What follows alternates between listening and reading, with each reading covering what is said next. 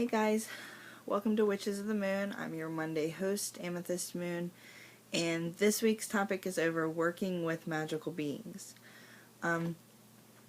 There are quite a few magical beings that you can work with. You've got fairies, dragons, spirit animals, familiars, angels. I even know a couple people that's worked with unicorns and mermaids. So there's quite a few magical beings out there that you can work with. The two that I'm going to specifically talk about today are two that I have either worked with or tried to work with, and that would be fairies and dragons. So I want to talk about fairies first, and what I'll do is I'll tell you a little bit about them, and then at the end I'll throw in a couple of pictures to show you some books maybe that you can pick up. The books that I will show you I have either have in my collection or I have gotten from the library, because I get a lot of books. If I need to know just something really small, I'll just go to my local library and pick it up and get the information I need and then give it back. So some of the books that I'm going to show pictures of, I've done that. Where I've just gone to the library and got it. I haven't actually bought it. So, fairies. Fairies, if you work with fairies, fairies can bring a lot of joy, laughter, and magic into your life and in your household. Specifically, if you have children, they seem to love children. However, they are or can be even though they're good to work with, they can very much be tricksters, and some of them can even be mean or malevolent. So you just kind of got to be careful on what you do. Most fairies, it takes some swaying to get them to for you to be able to work with them, because most of them are pretty angry with us as it is because of the way we treat Mother Nature and Earth. So the best way to connect with them is to either grow some plants in your garden that attract them, which some of them can be like foxglove, honeysuckle, lavender, marigolds, and holly. If you have some of those or all of them in your garden somewhere, that will help attract them. Another way to try to connect with them is through meditation. You can meditate in your garden. You can leave them offerings such as honey or milk or anything sweet they like, anything shiny they like.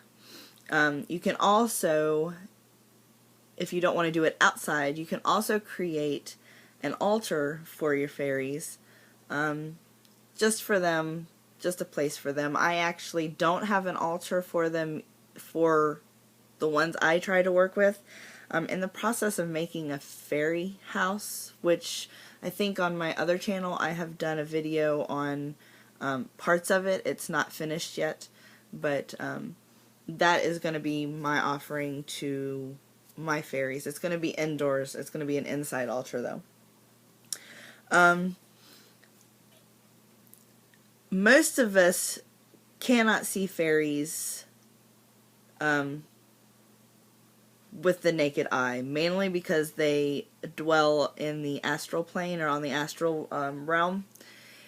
However, there are some people that are gifted with the ability to be able to see them. So that's why it's always best to try to connect with them through meditation. That's the best way to ask for help, I guess. But in order for them to want to work with you, they need to be able to trust you. You need to be trustworthy. You need to be, you need to show them respect. You need to show the earth around you respect. They love a tidy home. So that's just some of the aspects that you can do. I don't know very much about fairy Wicca because I've never really practiced fairy Wicca, but I do know that when you practice fairy Wicca, that you incorporate the fairies into your life with pretty much everything you do. And that's kind of similar to the next magical being that I'm going to talk about, which is dragons. So, but before I get into that, here is a couple of pictures of some of the books that I recommend if you want to learn a little bit more about fairy magic and a little bit more about fairies in general, because there are so many out there. You've got brownies, you've got elves, there's many, many, many, many types. So, if you're interested in fairy magic, then definitely check out Google. You can look on there, but also check out these books.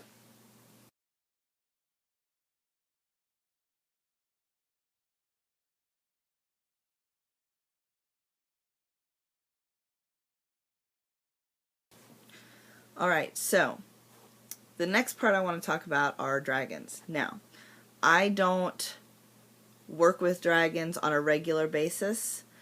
Most of the information and the knowledge that I have with the dragons right now is coming from my husband, because he works with dragons. He works with them on a daily basis. And so most of the stuff that I'm going to tell you has actually come from my husband. And I did have to write all this down because I don't know a whole lot. I really myself don't try to meddle in them because they kind of they're kind of scary to me. Not dragons per se, just their energy. It's a very strong and powerful energy, and it's kind of intimidating. That's the word I was looking for. It's very intimidating for me to work with dragons. I have tried. I'm not saying I failed at my attempt, but it wasn't exactly what I had wanted in my outcome. Just like with working with fairies or with any magical beings, you need to be specific about what you're asking them to help you with. And along with fairies and dragons, you do not ever, ever want to ask them to help you in harming somebody, because that will backfire big time. That is a no-no. Anyway, in order to work with dragons, it's not for everybody. And a lot of people think that, oh, I like dragons. I have dragon statues around my house. I will try and work with them. Well, okay, but do you like dragons for who they are? Or do you like dragons just for the power that they could give you? That's a difference. Mainly because dragons, they know your true intentions. They know what you're up to. And they are the ones that decide if they will help you or not. Because they know your true intentions, so they know what the outcome is going to be with whatever you're asking. And they will refuse to help you if it has anything to do with harming others. But a big misconception with dragons is a lot of people think that working with dragons, that the dragons are evil. That is so not the case.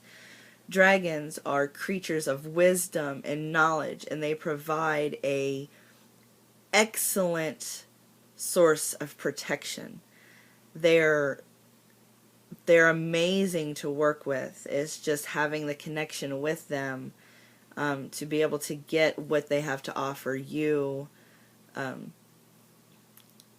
It's just harnessing that power that they give you or that they can offer you in your workings. It's something that isn't for everybody.